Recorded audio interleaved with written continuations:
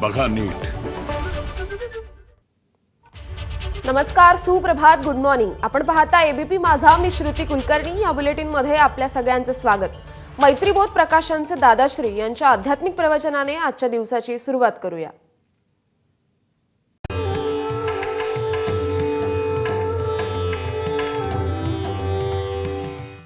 नमस्ते. मैत्रीबोधच्या परिवर्तनाच्या या शाळेत आपल्या सगळ्यांचं स्वागत आहे.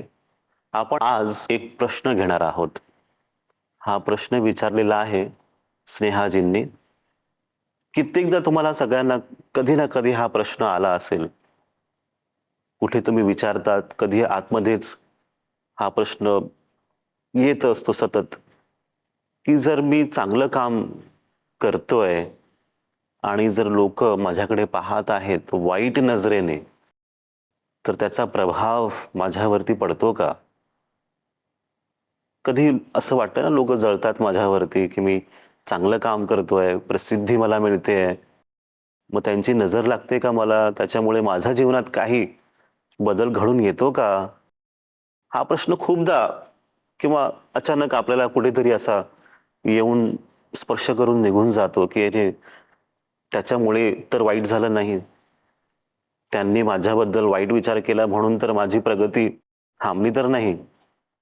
कित्येकदा असं होतं, आपण लग्नात जातो, प्रोग्राममध्ये, फंक्शनमध्ये, आणि नवरा बायको बसलेत आणि लोकांची नजर त्यांना लागते आणि त्याच्यामुळे सकाळी आनंदी होते, रात्र झाली आणि लगेच अचानकच काहीतरी तंटा झाला, आपसातच विवाद झाला. तर मग हा विवाद त्या नजरेमुळे झाला का? त्यांच्यामुळे झाला का? आत्याबाईंमुळे किंवा मावशींमुळे? आपण आपल्याप्रमाणेच आपण विचार करत असतो की त्यांच्यामुळे मला नजर लागली आणि मला त्रास झाला. मग आता करायचं काय? मैत्रीबोध परिवार ह्या गोष्टीकडे पाहतो कसा? कोणी तुमच्याबद्दल वाईट विचार करतही असतील किंवा तुमच्याबद्दल खूप चांगलेही विचार करत असतील, मग त्याच्यामुळे तुमच्या जीवनात काही बदल होतो का? दुसऱ्यांनी विचार केल्यामुळे काही बदल होतो का? आपण ते पाहू. आता इथे असं आहे की कोणीही काहीही विचार करू शकतो, कोणाबद्दलही कशा प्रकारचाही चांगला वाईट तुमच्या बाबतीत. मग ते स्वतंत्र आहेत, त्यांना जे हवंय ते विचार करू शकतात. त्यांच्या विचारांवरती आपला कंट्रोल नाही. आपण त्यांना सांगू शकत नाही की तुम्ही आत्ता असा विचार करा. त्यांना जे वाटतं ते विचार करत आहेत, ते स्वतंत्र आहेत. मग जर आपलं नियंत्रण त्यांच्या विचारांवरती नाही, मग त्याच्यावरती विचार करण्यात काहीच अर्थ नाहीये की ते चांगले विचार करतात की वाईट करतात. ठीक आहे, मग त्यांची नजर लागली आपल्याला, आपण असं पण विचार करू. मग काय करायचं पुढे?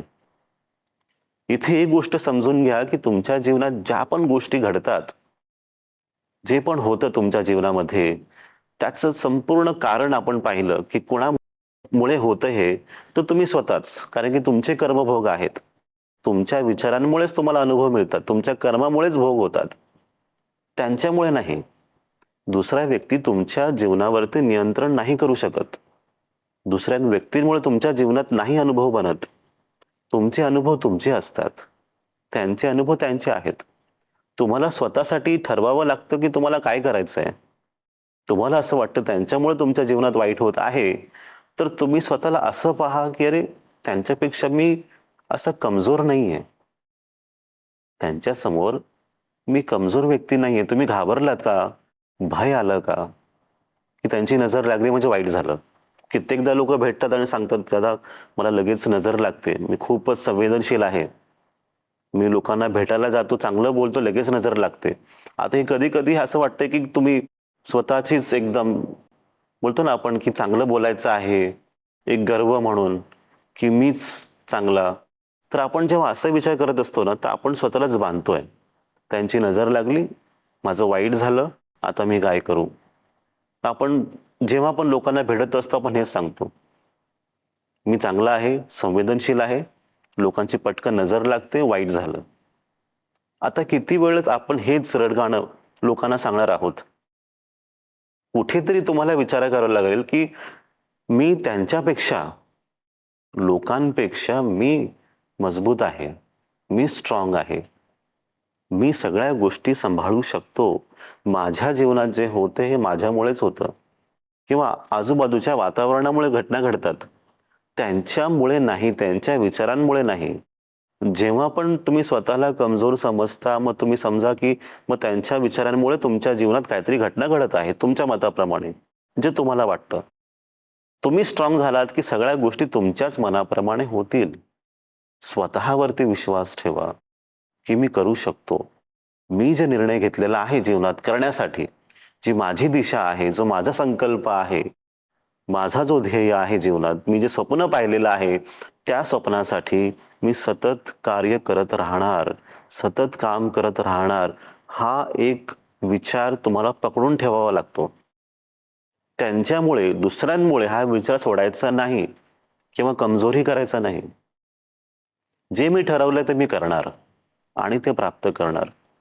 ही जी ताकद आहे, ही जी शक्ती आहे, ही शक्ती तुम्हाला परिवर्तन करून देते. हा जो परिवर्तनाचा अनुभव आहे, हा परिवर्तनाचा अनुभव तुम्हाला तो विश्वास देतो. ज्या परिवर्तनाबद्दल आपण बोलत आहोत, ह्या मैत्रीबोध परिवाराच्या शाळे माध्यमातून, या कक्षेद्वारे, ह्या परिवर्तनामुळे तुम्ही निडर होता, निर्भय होता, मुक्त होता. कुठेही तुम्ही जेव्हा कार्य करत असता, तुम्हाला कळून चुकतं की बस आता माझी हीच दिशा आहे आणि त्या दिशेच्या तर्फे आपल्याला सतत वाटचाल करायची आहे. संपूर्ण शक्ती घेऊन, मार्गदर्शन घेऊन एक दिवस आपण ते प्राप्त करू, हा विश्वास ठेवा आणि दुसऱ्यांच्या विचारांमुळे आपल्या जीवनात काय होत आहे, या विचार सोडून द्या. या परिवर्तनाच्या अवस्थेने जेव्हा तुम्ही खूप पुढे जाल, तेव्हा हा विचार तुमच्यापासून फार दूर गेलेला असतो. या विचारापासून तुम्ही मुक्त होऊन जाता की दुसऱ्यांची नजर लागते की नाही लागत. उगाचच तुम्हाला काळा टीका लावायची गरज नाहीये. काही तुम्हाला गळ्यात काही बांधायची गरज नाही, तावीज लावायची गरज नाही. हे सगळे तुमच्या विचारांमुळे तुम्ही स्वतःला बांधत आहात. स्वतःला मुक्त करून घ्या आणि जे तुम्हाला करायचे ते तुम्ही करा. मोकळे व्हा आणि आनंदाचा अनुभव करा. पुढच्या आठवड्यात आपण पुन्हा एकदा एक नवीन विचार घेऊन भेटू. आपल्या सगळ्यांचं कल्याण हो, आपल्या सगळ्यांचं मंगल हो. नमस्ते.